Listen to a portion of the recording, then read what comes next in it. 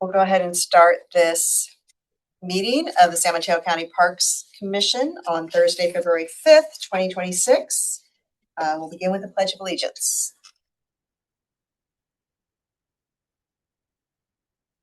I pledge allegiance to the flag of the United States of America, to the republic for which it stands, one nation, under God, indivisible, with liberty and justice for all.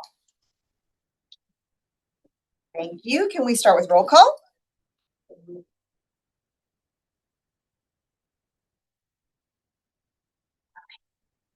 Rodriguez Here.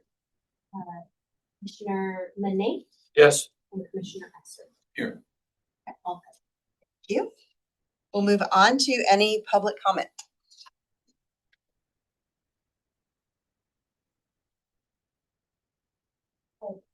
Spoken public comments will be accepted during the meeting in person or remotely through Zoom. Public comments in person will be taken first, followed by speakers on Zoom. You will be called on by name to speak when it is your turn. If you wish to speak to the commission, please fill out a speaker slip located near the conference room door. If you have anything that you wish distributed to the commission and included in the official record, please hand it to the staff person for the Parks Department who will distribute the information to the commission members and staff. For speakers on Zoom, please use the raise hand function to indicate you would like to speak for an item. When the chair calls on public comment, click on raise hand. Speakers will be notified shortly before they are called to speak. You will be provided ability to unmute your microphone and begin speaking. Public comment is limited to 2 minutes.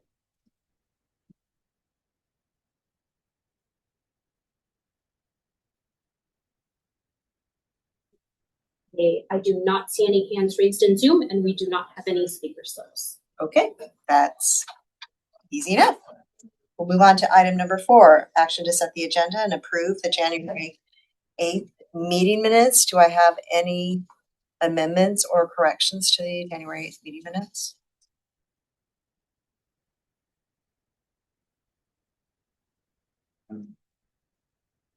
Do I have a motion to use?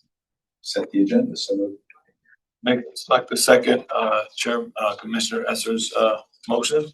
A second that we set the agenda and approve the January 8th, 2026 meeting minutes. Any discussion required? No. Okay. All those in favor signify by saying aye. Aye. Aye. Any opposed, please signify by saying nay. Motion. All right. Item number 5 is our reports and presentations and the Parks Department report. Or should we adjust the agenda? Return back to. We will return back to item 5.1 and move on to item 6, which is a presentation on the request for proposal process for the parks. And we asked for this. This is an informational presentation. We asked for this because as vendors, concessionaires turn over and those opportunities come up, I know I've had people in my community ask how services in the parks are chosen, how the vendors are chosen. So we would like just to make sure we're all on the same page as far as what's going on and what might be coming up this year. A little bit me giving the presentation. I feel I should probably introduce myself before I give the presentation. My name is Kevin O'Brien. I'm the acting assistant director for parks right now. I'll be here just keeping Hannah's seat warm until she gets back in mid-April. I came from sustainability. I'm the management analyst of sustainability. So as part of those duties, I'm the procurement officer for that department. So I'm giving this presentation because I'm pretty familiar with RFPs and how concessions work. I'm also the fiscal service officer, so I understand some of the fiscal aspects of it. We're a small department, so I wear lots of hats. And before sustainability, I've been there for about 3 years. I was with Parks for about 10 years as both a park ranger and then as a capital project manager for Parks. Oh, cool. So Lots a little bit of history. Parks background here. Yeah. So what I was told is we wanted basically a high-level overview of how we onboard concessionaires and a little bit about how we manage those concessionaire agreements. Next slide. So there's a couple of different things to think about here. First is that there's different concessions. So we have and a couple of different ways that we manage those concessions. We have lease agreements, so we have lessees. We have actual concessionaires who sell goods at the parks, and then we have concessionaires who provide services at the parks. And then we have our lessees who provide, you know, an amalgamation of those things. They can do goods and services, and some do. So the first step in the process, though, is to kind of figure out what the need is. And sometimes that need will come from a vendor who says, hey, we want to come sell on the park. Or sometimes it'll come from a park patron who will say, hey, we'd like to see this in your parks. If it's something big, if it's something small, we'll just kind of move forward with that. And I'll get into how we move forward with that in a little bit. If it's something big, and an example of something big is we're kind of evaluating right now the Coyote Point Yacht Club and its future uses. And so before we kind of dive into anything moving forward with that, we onboarded a consultant and did a feasibility study to see what could potentially go in there and what would be successful in there. So that's kind of step one, is to figure out what's going to be successful and some of the strengths, weaknesses, opportunities, and threats for those businesses. The next step of that is to prepare an RFP. So anyone who's going to be onboarded as a vendor within Parks goes through an RFP process. Parks will actually develop the RFP. Sorry, this is really hard to read. I wish that was a little bit bigger, but it says preparation and release of RFP in OpenGov. OpenGov is the county's relatively recently new, so about 2 years ago. It's a software package. It replaced public purchase. It's much easier to write RFPs, so even people like me can write RFPs. And that's kind of the first step, is it? I'll go into more of the RFP details later, and then the RFP requirements I'll also go into later. But basically, there's a standard set by the county, recently renewed through Admin Memo B1, that dictates what a formal RFP is, which is anything over $100,000. So if we have a contract that we think is going to be over $100,000, we go through a formal process. If we think it's going to be under $100,000, in fact, if we know it's going to be under $100,000, we can do an informal process, and I'll walk through the differences between those two a little bit later. And then the next step in that is, once we have that RFP launched in OpenGov, and we've received our respondents, there's a review panel. If it's a small contract and you only need to be one person doing the review and the evaluation and the scoring, if it's over 100,000, it's a formal, then we need a team of 3 evaluators. The next portion of it is once we've determined internally who the best proposal was, then we'll enter into contract negotiations with them. And then the final step is we onboard the vendor into the park and have that fully executed contract. Next slide, please. So now I'll go into a little bit more detail about the informal or formal RFP process. I gave you the dollar value threshold, which is over $100,000, requires a formal RFP. The main difference between the informal versus the informal versus the formal is you can do, everything has to be done through OpenGov now in accordance with B1. So you can do 3 quotes for anything less than $100,000. Not a best practice. Most departments don't do that. Park doesn't do that anyway. But you can do a minimum of 3 quotes to get it. And you can just solicit directly to vendors through OpenGov. Oh, okay. For a formal process, you have to have your scope fully executed and uploaded, your timeline in there, all of your criteria and your scoring and all that good stuff uploaded in there. And then it requires an evaluation panel instead of just one individual person. And I'll go into kind of that scoring and stuff later. The timeline is basically, it's a second step of it after you develop the scope. The scope is usually developed in conjunction with all this with stakeholders who are going to be impacted by the vendor there in the park. So that could be anything from park patrons to the rangers who are going to be operating there in the park, to the fiscal services of parks, to kind of figure out what's the best thing to write in here. And then the timeline is going to be when the RFP opens to when the RFP closes, and then the final awarding of the contract as a result from the RFP. So kind of in the middle of those things are you'd have your initial launch in there, the date where you actually open the RFP. And typically, 3 days to a week into that, you would do a meeting with any vendors who want to have more information on the RFP. So Parks would host that, invite the vendors who are interested in doing that, and then they would record that meeting. And basically, it's an opportunity for vendors to ask questions about what the RFP is. And then the next step in that would be you'd give that date, and then the next date would be your closing of questions and answers. You give vendors an opportunity to ask questions via OpenGov, and then Parks would answer those questions via OpenGov. And then the final piece of that would be the closing of the RFP, where you're given the vendors, usually it's 6 weeks. You've got 6 weeks from the opening date to the closing date. So that's kind of the timeline. Scoring, evaluation, and criteria it's usually a number of things. Always pricing is included in there. vendor experience, their number of years working within parks, working within the communities, how long have they been doing this, all that kind of thing goes into the evaluation scoring criteria. And then I think I talked about the individual scoring versus the evaluation committee. For informal, it can be individually scored. For formal, it has to be a committee. And that committee can be made up of anyone who's knowledgeable with regards to the RFP. And then the final step of that is notice to intent to award and the contract negotiations.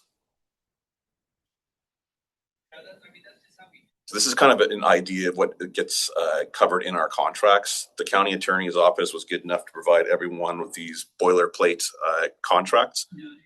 In those contracts is always the scope of services and the term of the agreement. That means what is the vendor going to be providing you and how long are they going to be providing that is the term.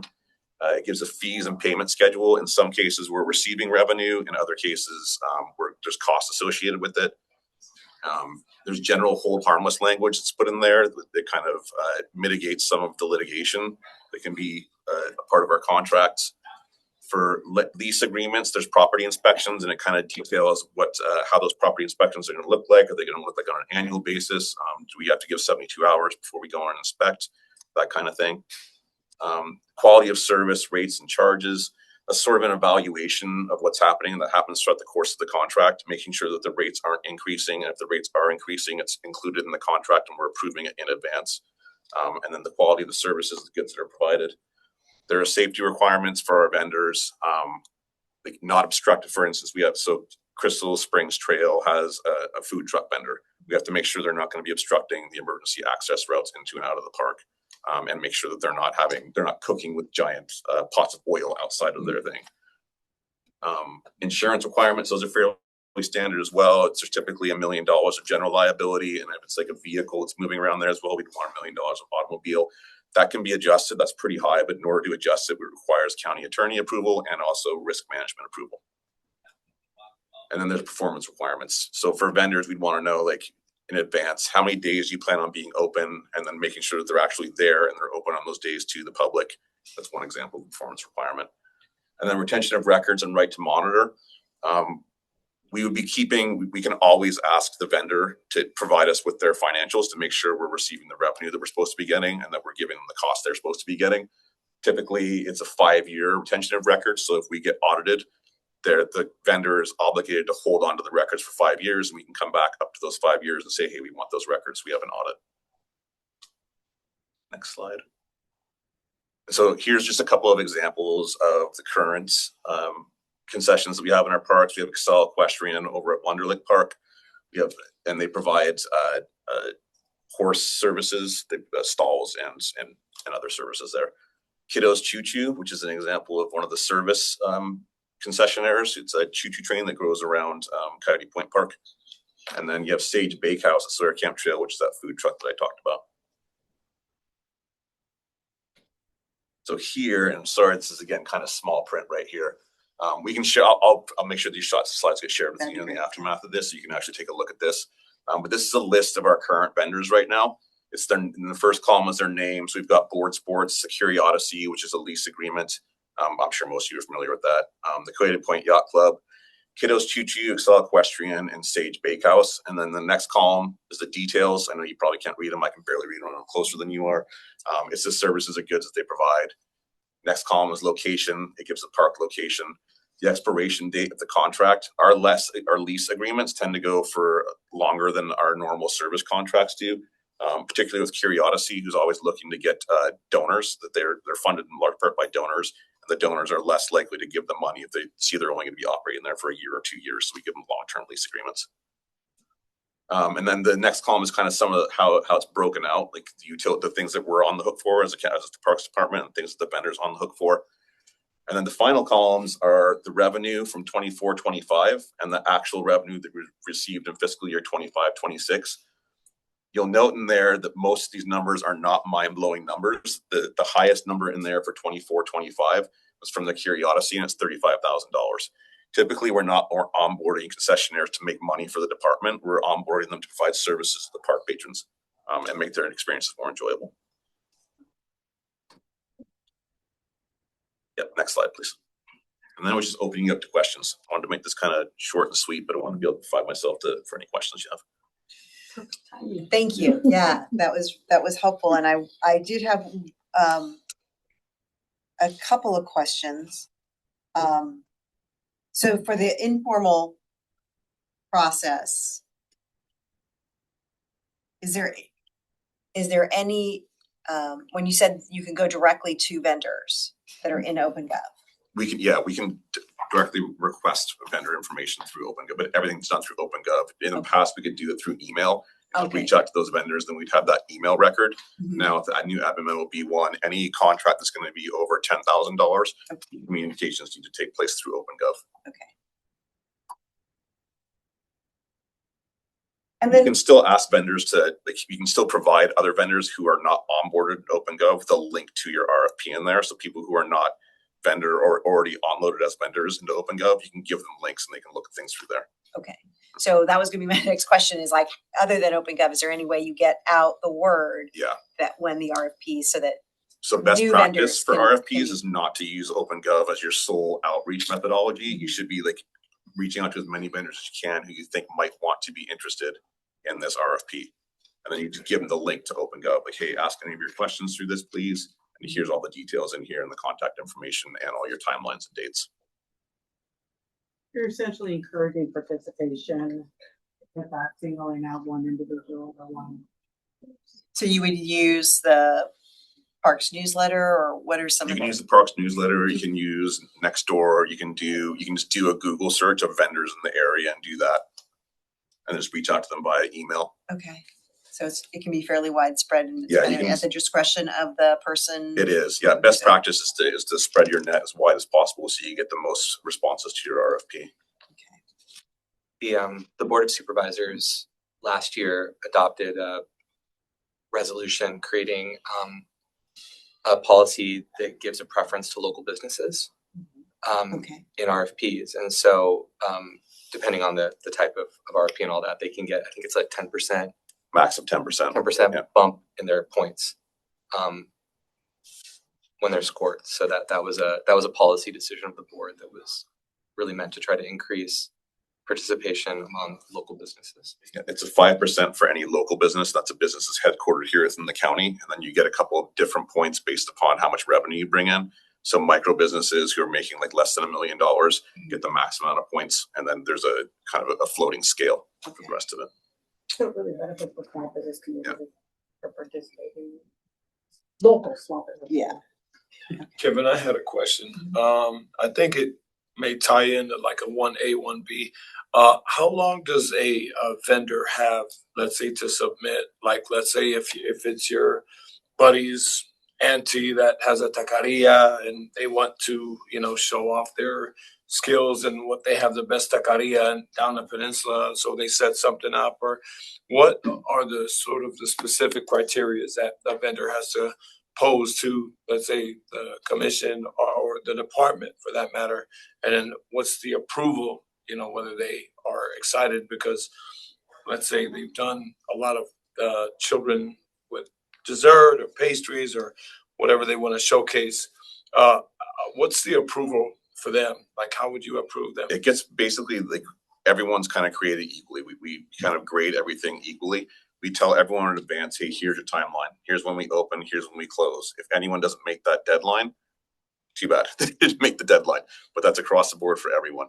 And then the rest of it kind of gets built into the evaluation criteria. How much experience, if it's something specific we want, like we want ice cream vendors or Yeah, right. kid or a vendor who's has lots of kids like oriented desserts and whatnot. We'd build that into the evaluation criteria and then also put it into the scope. Like, hey, here's what we're actually looking for. You want someone who can provide X amount of desserts, X amount of healthy snacks, and then the evaluation criteria would be the same for everyone across the board who submitted.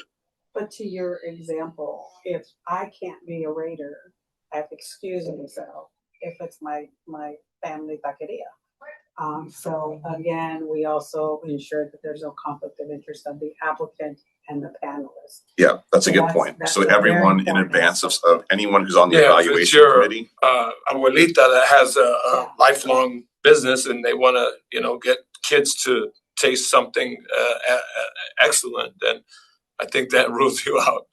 Yeah, you can't have a family member related to you. You would just, you would excuse yourself from the evaluation panel.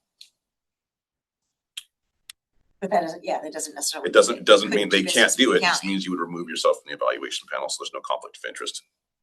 And Yeah, it's probably, And the contract management. probably a aspect of good it as well. idea that you know, try to use a repeat, like if it is solid and you know, all the kids love it, let's say during the summer, then you want to probably bring them back every year. Yeah, you can make contracts for our service contracts can go up to 5 years and you can get extensions for that. Wow. On a we do case by that case now. basis. Yeah. We do Yeah, that I now, thought that's yeah. already in I mean, existence. even Sage, the what we have on Sawyer Camp. They're The looking at bakery. extending the bakery. They came back and they reopened last week. And so we're looking at extending that agreement. So that's an example that currently exists and that's happening. It's a practice, and that's why with procurement, we're up to 5 years. But we put those limits to allow other opportunities and make sure that it's still the right vendor for the right place. And that we're being fair to everyone. We're not just closing the market on having one vendor in place. If you follow kind of at the board of supervisors level, and not all these agreements go to the board, but if you follow, like in the last year or so, you've probably heard like Supervisor Spear in particular is really, really emphatic about wanting, you know, to make sure that we're going out to bid. We're not using some of the exceptions that are available for like sole source, those sorts of things. We're trying not to use those. We're being very careful about it. And really, yeah, making sure that we're doing our best to like get the most bids in, so that we're getting the best deal for the public. It's been a big emphasis from the board. Brooks, did you have any questions? Questions here? I have another question on the contracts, and in those, what are the county's options for the performance requirements when, you know, either your monitoring of the service or the public's feedback is not always, you know, up to the standards that we would expect. So what do those performance contracts look So like? And how do we handle those kinds of things? Yeah, so every service contract that we have now, as of July 1st, has to have a performance measure in there. And those performance measures are evaluated throughout the life of the contract. And if at any point within that contract, the contractor is not meeting them, typically what you'll do is you'll go and have like a one-on-one conversation with them or an email exchange. So you've done something in writing saying, hey, you're not meeting this performance metric. We need to adjust our whatever you're doing right now to meet that metric. If they don't meet it after that, there's a clause within every contract that you can terminate the contract within 30 days of written notice for any reason. So, for example, if first there was something that happened where the public was unhappy, the Parks Department would kind of initiate, I imagine, some kind of verification process to get to Exactly. whether those complaints are valid, and then Yep. begin this process of. Yeah, we definitely have a conversation with the vendor before just terminating a contract. We'd go and talk to them, You give them some figure out time what's to going on. remedy the situation. Here's you've got X amount of days to rectify this, and then if it doesn't work following that, then you can cut the contract. And keep in mind that, you know, it's also about volume incident type of complaint. There's so many different scenarios. It's not just, you know, are you talking about one? Are you talking about 10? Are you talking about 100? And what's the level of complaint, the risk factor? I mean, we have to assess so many things. And it could just be a miscommunication, or there really is an action, or we have to put them on further discussion. So it's not a one for all. I just want to kind of put my disclaimer out there that it depends on the situation. Well, and that was going to be again my next question, like, you know, like Better Business Bureau or like a food rating app, right? Where you can track over time. You know, maybe it's not a big thing, but if they've had X number of I think if it's food, if there's a certain complaint, if there's not a complaint, but if there's an environmental services health issue, that's handled directly through environmental health. And so there's different protocols for different incidents. And are we tracking them all together? So there's a vendor analytics portion in Okay. OpenGov that allows you to give them a rating. Like you can give them a 1-star to a 5-star rating, and there's a comment section in there where you can say, hey, here's why we gave them this rating. And that way anyone else, any other department in the county, anyone who has access to OpenGov can look at that and see what the vendor was rated at. Okay, so that's kind of like behind the scenes, Yeah. you're keeping that Yeah, track. there's a public facing one and an internal facing as well. Okay. Have we actually terminated any contracts with vendors recently? I don't know what the parks has. I mean, it happens from time to time. It's unusual, and usually there's a long conversation that takes place in advance of that because there's a cost associated with onboarding a new vendor. Sure. Mhm. But I've done it in the past like 2 years. But every contract gives us the flexibility Yep. to do that. I mean, I've terminated contracts, or put them on pause and then go to termination.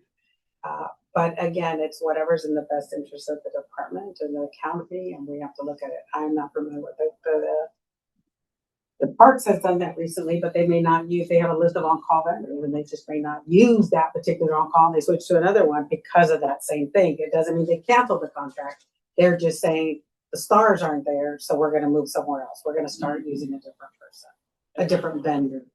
It's too bad that they don't use, if it's a specific special event, fundraiser, or something where they've had an off the grid, because I have seen, in October, they have like a 10K race here, Mhm. or early October that I participated, and there were, multicultural, vans and families, and they had, food vendors. So it was kind of like an off the grid, but that doesn't happen that often, maybe once or twice a year. And so, like you mentioned, the yacht club is something that's being looked at right now.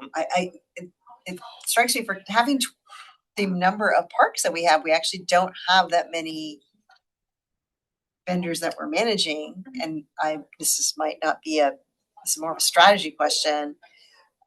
A lot of it has to do with not having facilities or appropriate facilities, but is that kind of an overall direction to I think we're evaluating the use of the yacht club. I mean, we have a current agreement for about another 18 months. And really, what do we see? What's the future? Where do we want to go? There's great opportunities. This is a great opportunity to start to strategize, look at that, visit parks and view parks in a different perspective, in a different capacity. I'm not sure if we had a chance to mention that we're going to do the Heritage Fire at Coyote Point. That's on July 26th. And so I'll send you each a lake and everybody and all the others. And again, it's taking those opportunities, looking at parks different and how to scale it up, and meeting those needs, whether it's for a commercial, film, making that to have a kids concert, a family concert. I mean, there's so much that we can do in that one area.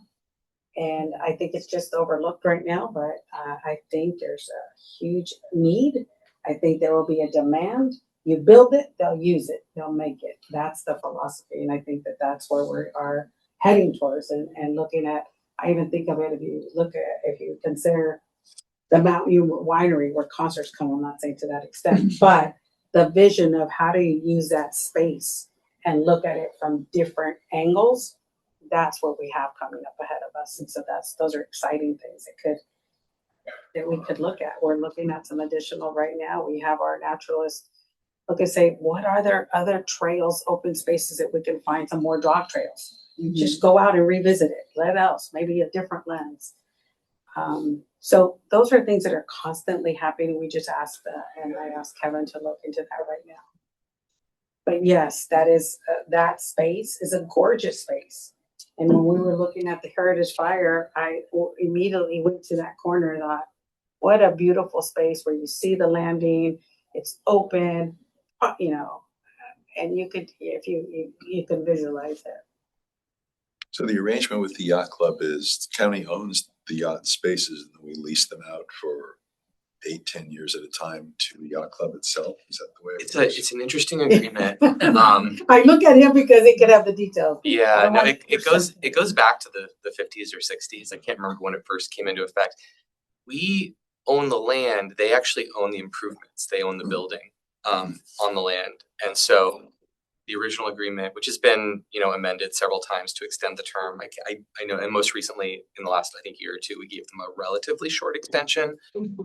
Yeah, the agreement actually sort of, as it provides that they have to offer, like that they at the conclusion of the lease, they can offer the property to us, and we can either accept it or say no, in which case they have to remove it. which is a bit interesting. I don't know that we would really have too much interest in, removing it. I think it's got some good use to it, but I know that, and I know Nicholas spoke about this several times in the past, and I know Emma's got the same opinion about letting in the public process and really driving what the best use is for that space. And with everything that's going to happen at Coyote Point, it'll be interesting to see kind of what comes of that. The slips themselves are owned by the county or the yacht club? The county owns the marina. Okay. And then the yacht club has their space next door. And I think does the yacht club agreement include any? I think they do maybe have some spaces. They have a couple. Some slips. Yeah, a couple slips. Yeah. For sailing school. And the overlap, the Venn diagram of members of the yacht club and people who dock their boats at the marina is. I see. Okay, so the people that dock their boats there are paying the county. It's not like going through the yacht club. Correct. Yeah. Okay, thank you. It's enterprise, so it's supposed to support itself. Okay. Just really quick, wanted to echo and maybe see more of a, Chair Milton said, it seems that people have a vision and sometimes it takes a long time and you have the answer right there in the middle of your palm, but it may take like 100 analysts to point you to the right direction and walk you to the trail and say, oh, I got it. Where you want to benefit and populate and bring in income, where it's kind of strikes me as it's a bed and breakfast, it's an Airbnb. Like if someone wants to hold their wedding there, you get a hold of the county and say, hey, my mom's nephew is getting married in May. Where like Coyote Point would be a great place. He's not going to have it there because he's, looking elsewhere out of state also. But if they wanted to have it there, who do they contact? Or someone's graduation party, or a company is holding their tribute to employees who celebrate 50 years, and they have a big holding there. So I don't know what future lies, and I know that Nicholas had a vision of entertaining or opening the door to whomever wanted to come in and set the stage, but it just seems kind of like it's an Airbnb. Like if whoever wants to make a let's say a pitch to the powers that be and within county parks leadership, if you want to use it for the day or for the week, here's an invoice. This is what's going to cost you. But what's the long-term aspect of it? Well, right now it can only be used that way as a special events permit. That's what it's structured to do. We are reevaluating, are these the right fees in comparison to other jurisdictions? That is a separate conversation. But again, before we can build, we have to get community. But look what's happened. That's what's happened at Flood Park, Coyote Point, everything. It needs it. You can't build for someone. You have to encourage people to participate so that we have all levels of input. It becomes more ownership of a community, a representation. And so I think that there's a lot ahead of us, but we have at the same time 18 months approximately to plan, to consider, to think of ideas, not make commitments, but again, to have that vision. You have or Meta right across. You have the Googles, you have all those, but you have to understand what does the community want, what is their interest. And I think that, beginning to show some more visibility of these special events are also an opportunity for us to continue to grow and see Coyote Point in the parks another light. But will also be, and I'm working with staff now, is to really, as we start to see some of these new special events coming through, is, are we at scale? Are we at the rate? And, those are some things that we should also consider as we start to scale up those special events and the weddings and the other things. So maybe your nephew will reconsider and come back, because we're a little bit above a bread and breakfast. That's not the point. It's just it's used kind of like it's an Airbnb. It's nothing set in fine, like it's long term for that specific company. It's not like a restaurant that's used like a Jack London Square restaurant or Alioto's, and it's a Coyote Point Alioto's, and it's to be used every single weekend. It hasn't gotten to that yet. Well, there years ago there was a restaurant. It was a restaurant. I know. Yeah. It was gorgeous too. I loved it up there. Any other questions on procurement? Right, anything else coming up in the near term future that would be open to, that we anticipate having to open Potentially. RFPs on? Board sports could be upcoming pretty soon. That was another question I had. I noticed on the slide they're month to month They're And month to month right now. and everybody else is a lease. Is that just operational or? I'm sorry, I'm Yeah, I'm newly sorry. back to parks, so I don't have kind of the history on that piece. That space has not gone out to RFP for a significant period, and so That's a I believe conversation the to have. intention was to, and you might remember last year there was a the Jack's pop-up Mm-hmm. was operating in sort of part of the space there. Board sports moved out. And Yeah. so that's another probably interesting one to figure out what's going to be the best use for that space. Okay, but for now, it's their month to month. They're month to month, yeah, and I think that they don't operate over the winter. I don't think. No, Yeah, they closed down. But they want to open up. I know now. it's pretty out there. gorgeous. Oh. And then also Memorial Park. There's Scott, you might know more about this than I do, but there's historically been a little shop there that will sell like firewood and little things for the campers that come in there. And that's going to be opening up soon too, I think. Yeah, I think we're gonna take a second swing at it. We did do an RFP on it, but we weren't satisfied with what was proposed to us. So we're gonna try to tighten it up on our end and put it back out. Great.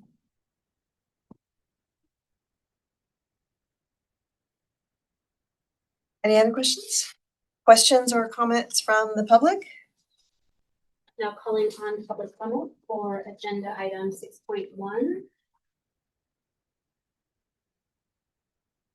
No hands raised in Zoom and no speakers left to this. Okay, perfect. We can either move on or return back to item 5.1, the Parks Department report. So actually I prefer to just get back to 5.1 because so that we can, so I think our next discussion might be a little bit longer, so informative. Yeah, I think, when all the, and parts are, thought anybody want to add in, I think what you had ahead of you is just, what we're seeing is, I believe it was an 18% increase in the number of visitors. We definitely, you're seeing more use. And I think it also goes to, the improvements that are happening. We've increased our communications, our strategies, our newsletters, our education. And so all of those, and including your work from the commission and all our friendships, have brought forth and moved that, the visitor experience as increased that.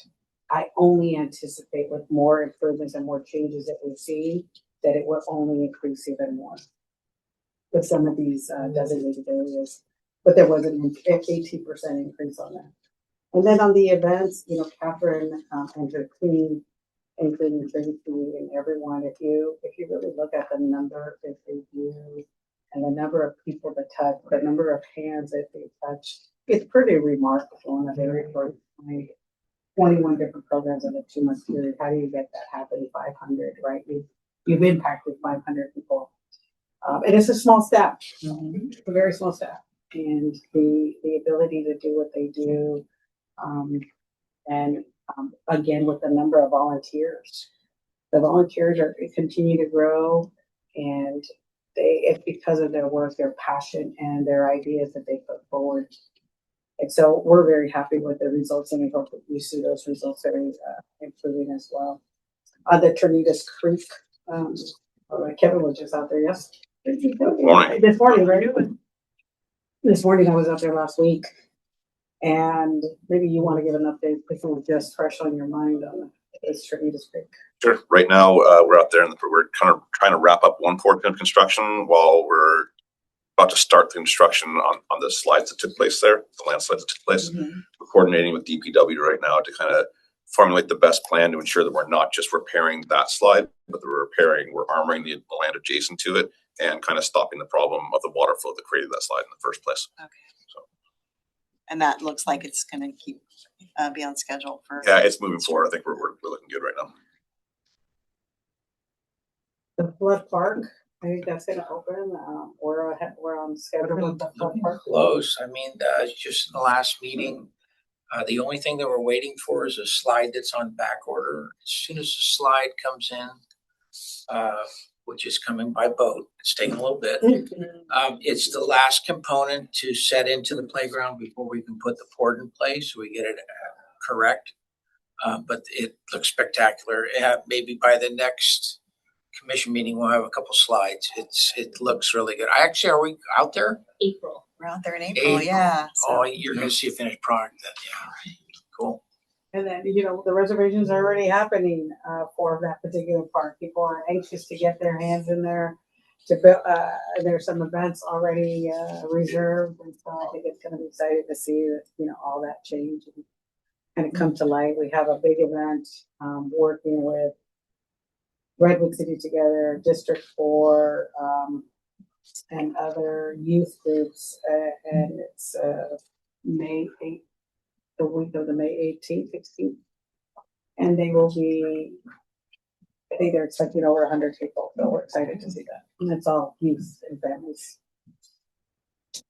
San Bruno Mountain, actually, Scott was just there today. Just there, yeah. We're getting really close on this. We had couple hazard trees we have to take out that died after the process of the construction, so we need to get them out. It's gonna take a little bit of time. They should be coming out, I misspoke, I told you next week. It's the following week. Okay. It's as soon as we can schedule them. The tables have all been constructed and moved into the site, and we will be doing the repair on the sinkhole. So figure by middle of March, we should be in pretty good shape on that one to open it up. And then we just met with the two vendors for the Coyote Point Magic Mountain Playground. And we were able to, we could be doing an intent to award on March, the first week of March 10th, maybe around there, maybe the second week. We were very pleased with the proposal. And in fact, their proposal really, it told the story. You felt the experience. You could really see the bright, vibrant colors that they're proposing. And it was, out of the RFP proposal, there was I want to say there were 6 evaluating on the panel, and everyone felt equally really impressed. And Scott or Tracy, if you want to give any information, because you also, Tracy participated and Tracy was able to share a lot, her perspective as well. But we're excited about that to move forward and going to the next phase and going into really to be more. And so we hope to present that to the board on around the 10th of March. Great. I think what you have here is just also the visitors data. What we'll do next time is we'll also include a comparison, a percent increase. I think is important. I'm a person as trends want to show how that changes over time. And so we'll also include that. And here's just the detail of all the different workshops, programs, locations that took place and the attendees. And really, if you look at it, it goes from San Bruno, East Palo Alto, Redwood City. I mean, it really goes to the communities the vulnerable communities. If you look at it, they're doing a very good job and really being thoughtful and what locations are and what part, which communities and what school districts they're partnering with. So my hats off to that team right there, really positioning that also as well as the volunteers. I actually look at the volunteers and the number of volunteers and the Coyote Point, they had 130 people participating. That's pretty remarkable to get 100 people at one event. But again, it goes to, I think it's reflective of community involvement, community engagement, and community wanting to work with county. So that is an update of the parks for the parks department. Thank you for answering the question. And you're settled in now? You are I fully in it, I am. can tell. Yep. I am doing very well. Thank you for asking. But I couldn't, I'm only, I'm doing it because I have a great team next to me. I have been honored to work with Scott, Tracy, Kevin, and so many people behind the scenes. They make the job so much easier. They make the experience, and just, coming right in, and where there's a problem, they're helping quickly, find a solution. I'm learning a lot from them, but, as a director, as a department head, and having worked here so long, I think we're also able to help mitigate and stabilize. I keep reminding the staff that's my priority. So, I think so far so good. Thank you for asking. Great. Yeah. Questions from the commission? Good. You can really tell if you look at the numbers when Flood Park opened. Yeah, you can. I was like, oh, there's an increase. Yeah, it was definitely well It's been used over the steady. summer. Yeah. Through the fall, that's terrific. I think just on some things that were not highlighted in the report, I'll just share it.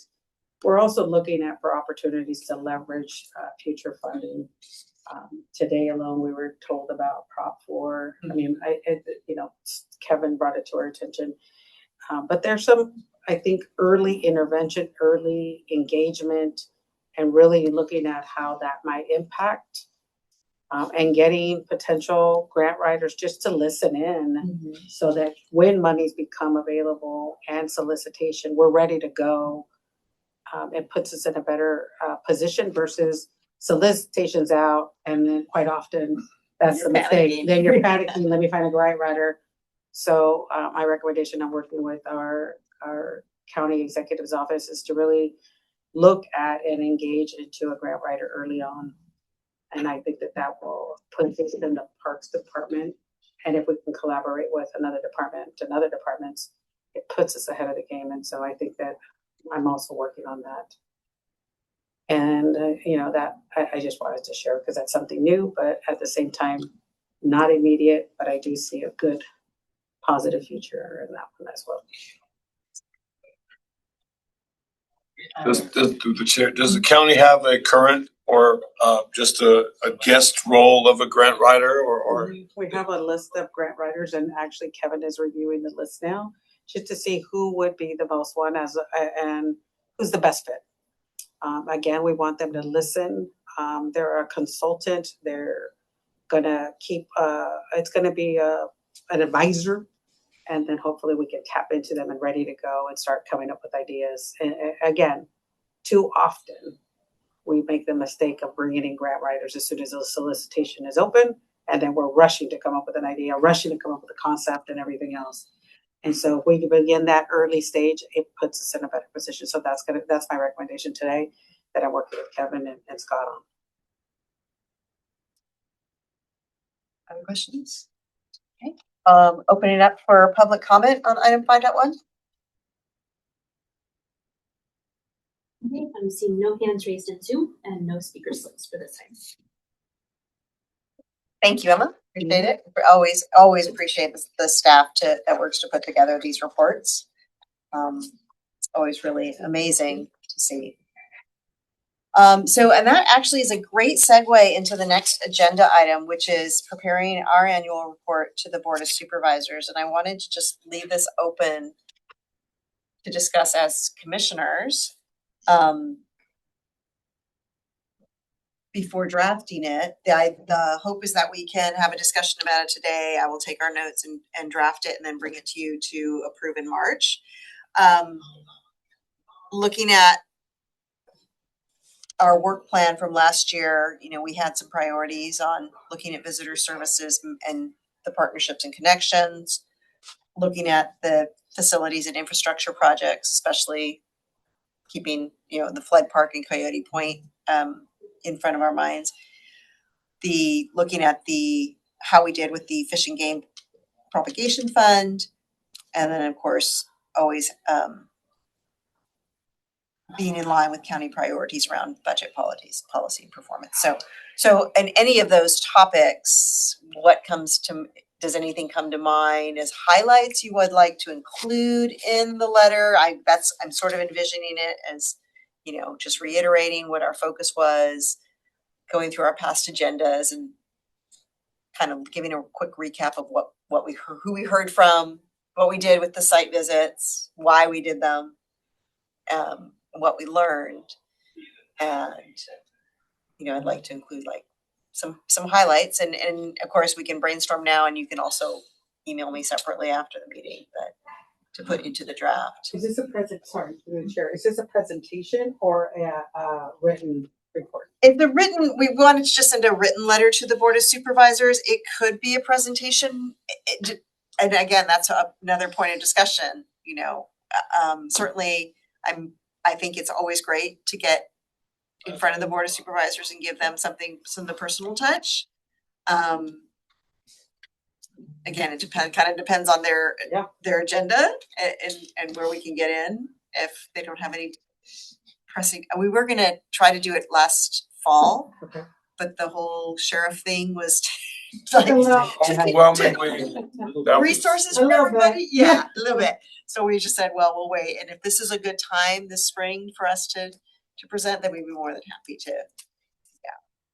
Through the chair. So this is actually gonna happen. I mean, this is exciting that we finally are hoping to leapfrog and make that hurdle and finally make it happen. Yeah. You talk about what we should really, it's compelling that we are not compelled to. However, I think some of the things that should be strategized in putting this together is how great of a feeling it is to see all these projects coming into fruition and seeing happy faces. I remember when we, I don't remember you being there, but when we all went and broke ground, Commissioner Esser was there when we were at, not during our meeting, but it was the following week at Flood. So to see, just imagining what it's gonna be for the younger kids who are looking for a place to play, whether they're new to it or whether they grew up there, just to see like a contractor is building a home for a family that's never had a house. Okay, I'm just kind of like thinking out loud and just kind of getting that Picasso paintbrush and just kind of carving the way of great ideas of tying this in. And this big contracting company that does a lot of nonprofit just builds this castle for this family that never had a house, and it's that ooh-ah feeling.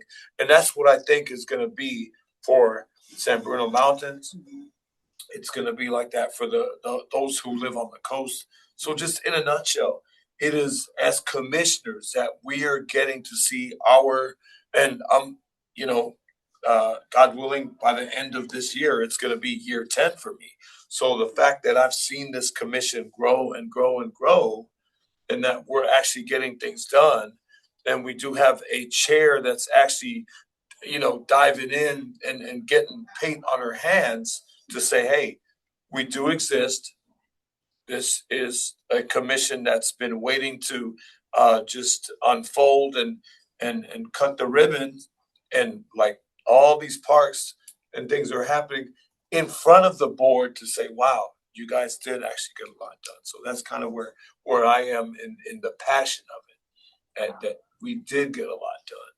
And whether it's to Chair Noelia Corso, or whether who it is, just as a board in general, to Jackie, to Dee, to Supervisor Canepa, just our main goal is that when we're presenting and you're the presenter, that they're actually saying, wow, Parks Commission is doing a lot of things in San Mateo County. That's what I want to see happen. And through the chair, speaking of voices, I think that voices from, JSP, San Bruno Mountain, you have a lot of things that are happening within the parks.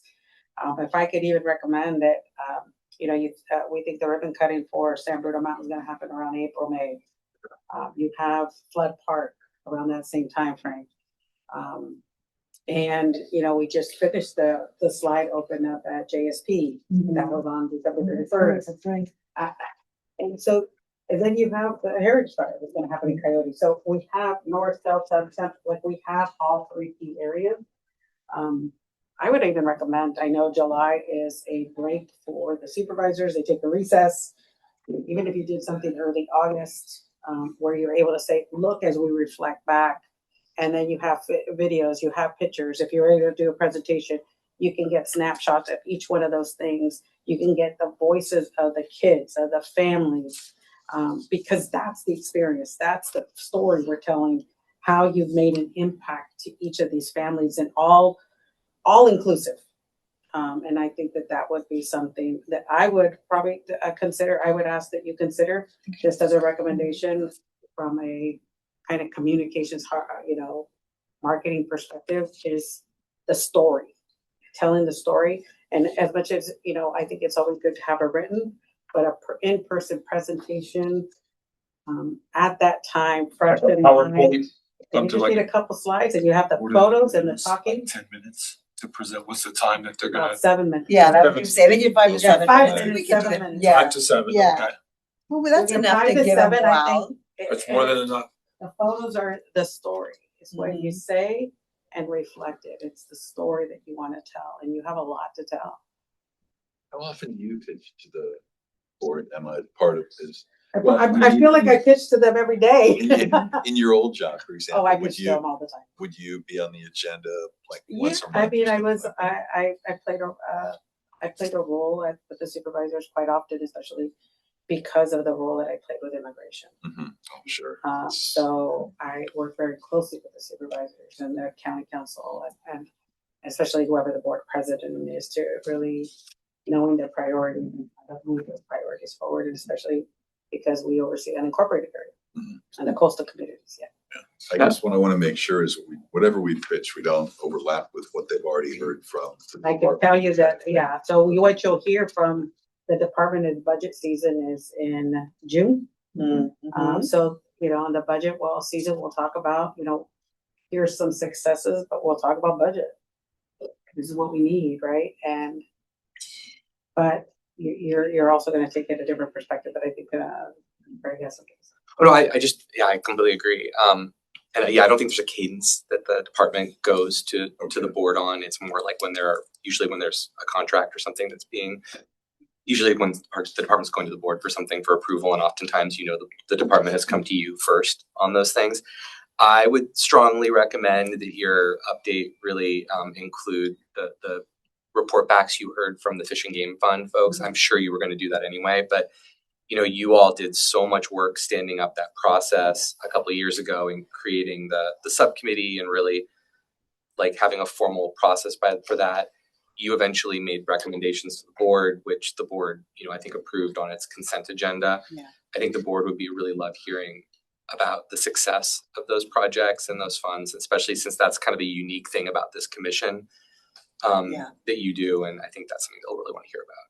That was because it was really fun hearing those folks all come back and talk about how important it was. Right. And without you reporting to the board on that, I don't know that the board's going to hear that. Okay. That's kind of where I'm going on this thing. The other thing I think would be valuable too is the partnerships and kind of presenting to the board how we're kind of going out of our way to learn what other entities are doing with regard to maintaining open space, recreational facilities and things like that. Even just bullet pointing the different groups that have come in and presented to us, the groups that we've reached out to and plan on putting on our agenda in the future, because that'll show it'll show the kind of our group representing the county, taking the lead, and kind of trying to pick up best practices and also networking with these other groups as well. So I think that would be something that the board would be interested in hearing and might not even think of us as being the entity that would do something like that.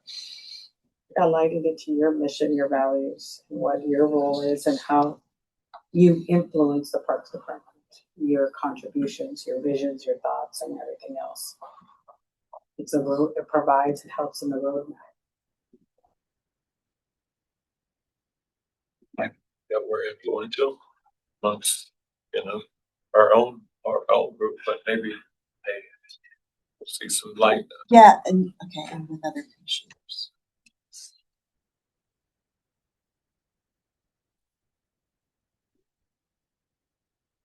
Spring would be nice to have this. I think. Yeah, so if June is budget season, You can do it like May. if we can do this in May, that I would hope that would be, That's probably the fresh good in their sweet spot. mind That'd be a during sweet June. spot. If, yeah. It's a good time for the board, I mean, the commission to come and speak. I don't think that there is a bad time. And so how early do we need to be communicating with them in order to get on that agenda? About 4 weeks in advance. Like now. That's what. Yeah, I mean, right now, we're doing the March agenda, so. I'm sure you can make it happen, Ms. Gonzalez. Oh, we can Emma. figure that out, yeah. I'll be Emma. Yeah, Gonzalez. You Emma. can call me Emma. Okay, so I think that's reasonable if we put so I'll start fleshing out a draft that actually gives us I don't have the board dates in front of me, but. March to kind of approve it. And they meet weekly. Or they They meet meet every every 2 week. weeks, Every yeah, so it gives us 2 chances in May. So after Easter or before Easter? Easter's April 5th, So Easter's you really have early. the Yes. 19th or the 5th. After Easter would be good. Let's see, yeah, in May, yeah, everything is after Easter. I think the way they've been doing it is like their second, like the second meeting of the month has been like they've been trying to have all the business items be consent only. They've been trying to limit, so they can do, so that the second meeting is more of the presentations meeting. Oh, okay. So I it's would tend to think that's more likely, but it's more likely to be the 19th. that's just my speculation. That's perfect. We will, I will work on the outline of a written letter for us to approve, review and approve, maybe approve next month. And then from that, a presentation that we can put together. And just for the details for timing as we get closer, we'll need to have the presentation in advance. We'll need to be able to, Right. you know. Be on the add- agenda, on calendar. Yeah, all that stuff, but we'll need to know, I would say, you know, by the end of the month, if we really want that date, so we can start to hold it, because they also limit the number of Right. presentations to the board, because, you know, there was a point in time we were getting so many presentations, and so I think they're really trying to limit. We have to get somebody.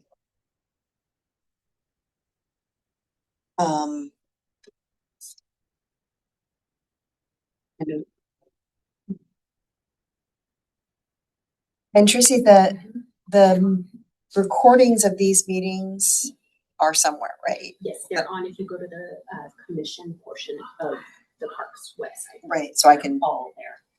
if I need to pull some quotes from somebody, that would be, okay, great.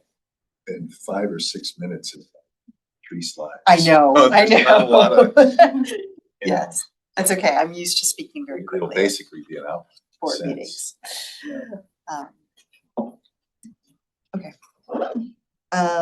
Okay, other comments, No, I think that's good. I think suggestions from the, we've got more to talk about than have time to talk, no, for sure. but great, That's so a good place.